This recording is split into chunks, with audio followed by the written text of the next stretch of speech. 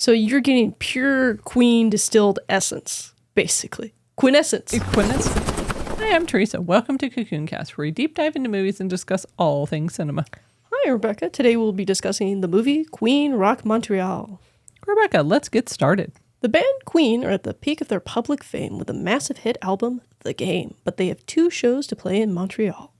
What follows is a concert experience the band and the fans will never forget. Rebecca, you like Queen.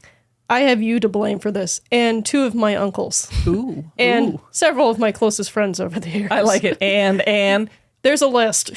Obviously you were excited for this. I was excited for this because, as we all know, and if you don't know, Freddie Mercury is dead. So it's kind of interesting to see Freddie in his own habitat, because there's the Freddie you think of when you think of Queen. Everybody's got a mental Freddie. I don't care if you don't admit it, but just at least acknowledge he gets a little bit larger than life sometimes. So it's kind of interesting to see the man as he actually was. I agree with that. And it is sad, right? He passed away in 91, before you were born even. However, like you said, the music has been part of your narrative. And to me, there's something really powerful about it, because it's so many different performers, we can still go to their concerts, right? We can still see them. We can still experience that. And this movie allowed for that to happen. It's almost a time capsule, too. That's because a good way to say it. The Game was Queen's most successful album until, what would you say, The Hours was kind of their comeback? Probably. I mean, I was born in the 70s, or 1970 to be specific. However, they were already on the scene before I even arrived. I remember grade school, I'm listening to their music.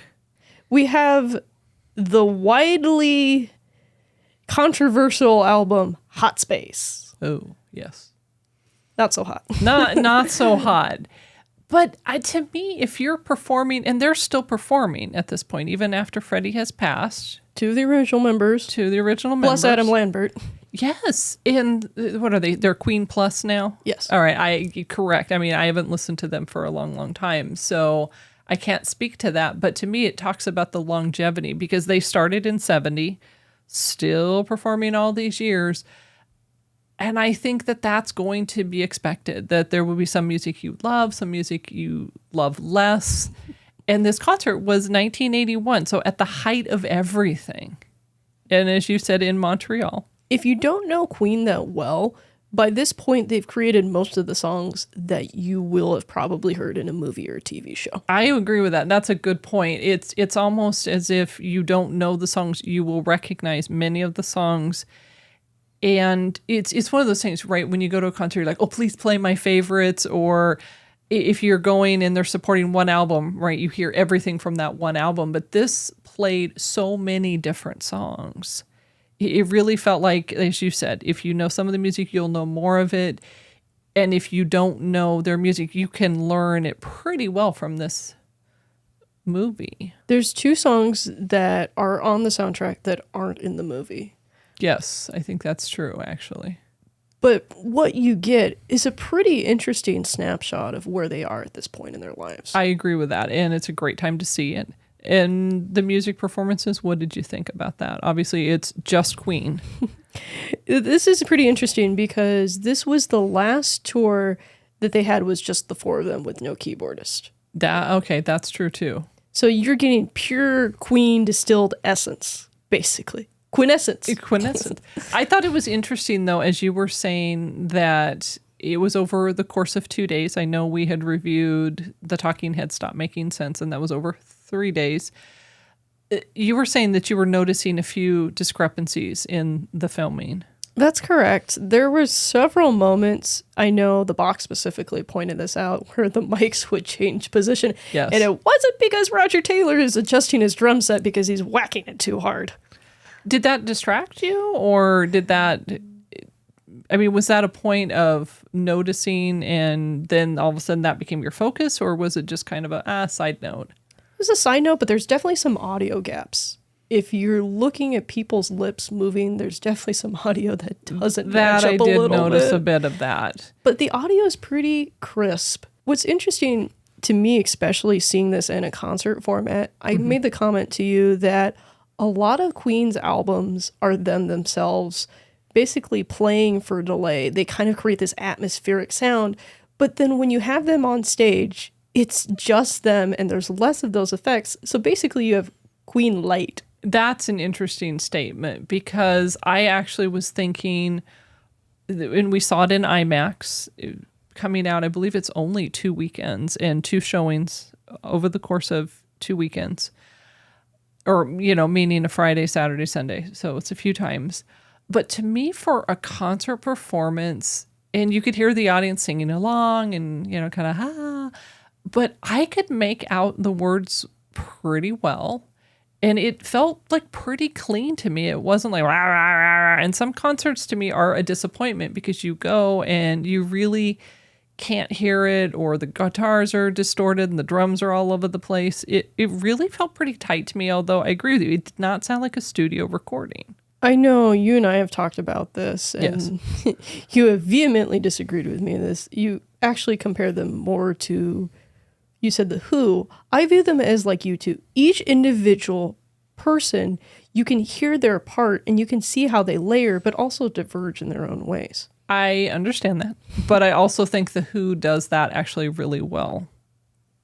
And I also think the voice of Freddie Mercury, it's not to compare, but in terms of the range, it felt like Roger Daltrey from The Who would be comparable to Freddie Mercury, although I understand the music is different. They're both British, so I'm not trying to make this overly simplistic comparison. But to me, each person in Queen has that same feel like you're talking about with U2. It just, for some reason, U2 does not feel like a comparison to me. I think this movie really highlighted where they came together. Well, and you had made the point that many of the rockumentaries we have been seeing recently include narratives, interviews, and understandably, Freddie Mercury has since passed, but Brian May is still around, still talks to people, right? Still performing. Still writes papers to NASA. Exactly, right. He's PhD and all that as well. But I think that was something that you had mentioned was lacking. I'm always disappointed whenever we don't get to see a peek behind the band. If I'm going in for a concert film, I'm going in for a concert film. But if you have something billed as almost a rockumentary, I feel it's your duty as a filmmaker to put the documentary in rockumentary. And I'm surprised that they didn't do that because there are interviews and discussions. You and I know a lot about Queen because over the years we've read about them or we've seen different snippets. So it's not as if the information isn't out there. It just wasn't in this film. There's actually 2 commentaries on DVD. There's one with Roger Taylor and Brian May discussing the process of making this film.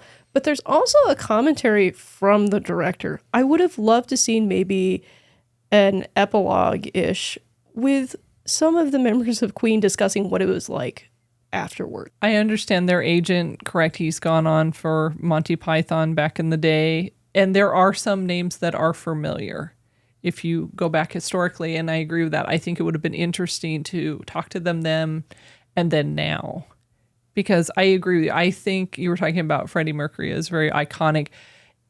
His voice to me is the thrilling and the chilling. Yes. It's just incredible, his range. It is so beautiful. Well, and I feel like the rest of the band also shines. There's been several moments where each of the band members gave me chills, not just Freddie. That's true. And this movie honestly felt as if that was captured to me. I appreciated that, as you were saying, the reference to U2.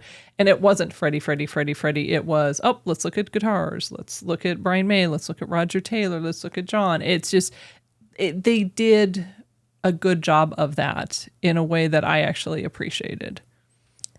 I don't know if it's true, but I heard there was a rumor that Brian May would get upset whenever he wasn't in the shot and they were trying to show some guitar work. I could understand that though, right? You're working hard on this. Honestly, they made it look so effortless. It was pretty pathetic because you look at that and what do you say? Oh, I could do that. And never could do any of this, but it felt that you could. Do we have any questions from the box? Let's talk about the length of time. The movie was an hour and a half. Do you think it was adequate? Should it have gone longer?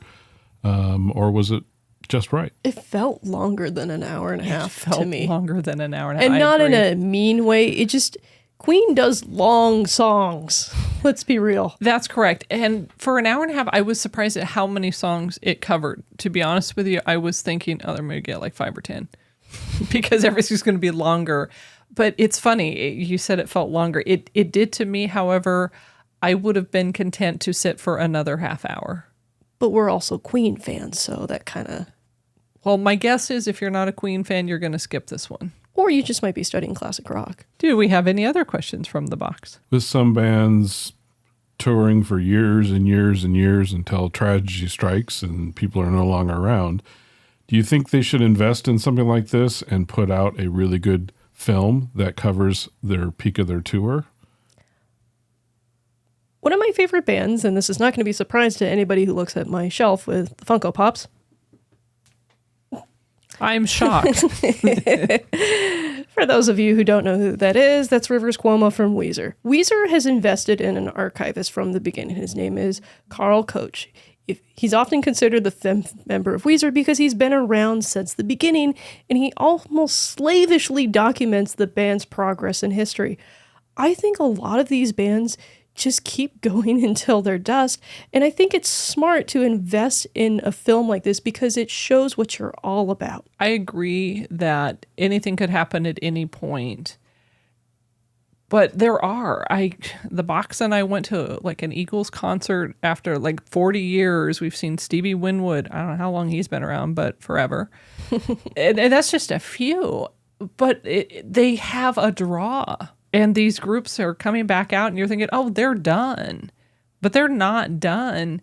However, I do think to capture the music at the height is interesting because many of these bands are not putting out new music. They're just supporting what they did 40 years ago. I know when we saw Huey Lewis, there's no new music. New news? No new news. Beach Boys. I mean, no new music from these people, but there is a desire for, I think, older people to want to go back and remember these moments and go, oh, it was so fun. But I also think for the younger generation like you missed it. And by no fault of your own, right? You're not born. You can't make a comment to that. The other thing is you never know what performance is going to immortalize a song. One song might end up becoming a hit on a social media platform about 25 years after you wrote it unexpectedly, but you want to capture that original moment in time when you wrote the song and the intention. That's a good point. The intensity is the freshest after. That's a great point. I appreciate that. Rebecca, it is that time of the show where we have 5 Queen Lovin' Moths. What do you think, 1 to 5? Well, I got 3 particular moths today. Ooh, 3. Number 1 reason. We came into this expecting a rockumentary. We got a concert performance. Yes. It's pretty good because of the band that's supporting it. Any other band, it's kind of eh. Okay. And worth a watch? I think it's worth a watch if you want to see how master musicians in this space perform at the peak of their prowess. Just them, nothing fancy, just a bit of spotlights that change colors here and there. You want to focus on the artistry of the musician. This is your film. Great. All right. I have 5 moths coming to see me. I would say this is a 4 moth movie for me, which you look surprised. I think it did a good job of because I agree with you. A rockumentary would have been solid slam dunk 5. But for a concert, it said it was a concert. It did what it said it was going to do. The songs they played were the songs I would want to hear. It felt classic Queen to me. And they played the songs that I wanted to hear, which I appreciated. It wasn't like some obscure, Queen obscurity concert tour. It was Queen, the songs you want to hear, the songs you love. I think the disappointment for me was it could have been longer, and I think I would have been okay with that. The epilogue of just, boy, these movies, no epilogues. What is with this? But I appreciated it. I know there were some members of our team that knew a little bit less about Queen. They were engaged. They enjoyed it. That's a good point. And there were people that were in the theaters, little pockets of people, and different ages of people seemed to enjoy it. And I'm thinking, I would see it again. However, I think seeing it in IMAX was better. It felt more concert experiencing-y, if you will, than just sitting at home and watching. I think that added to my rating.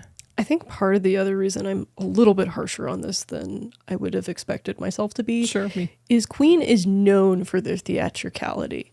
It's almost become an extension of them. That's a great point. And there was a bit of lack of it, so I felt like I was missing some of the ethos of the band. That's a great point. I don't disagree with that. Thanks for joining us. We're always excited to create experiences to bring our cinema community together. Watch the notifications for a review of the new movie, The Father. Then come back to the channel this weekend for our weekly show, Movies and More, where we will have more movie reviews, the latest Hollywood news, and commentary is snark, meant to amuse. Please remember to like, subscribe, and to share our channel. If you enjoyed this movie review, you might click the link to check out our review of Mean Girls, the movie, the musical. Or click the link to watch last week's show, where we review The Book of Clarence. Remember, cinema community movies are better together. Thanks for watching. See you in the next review.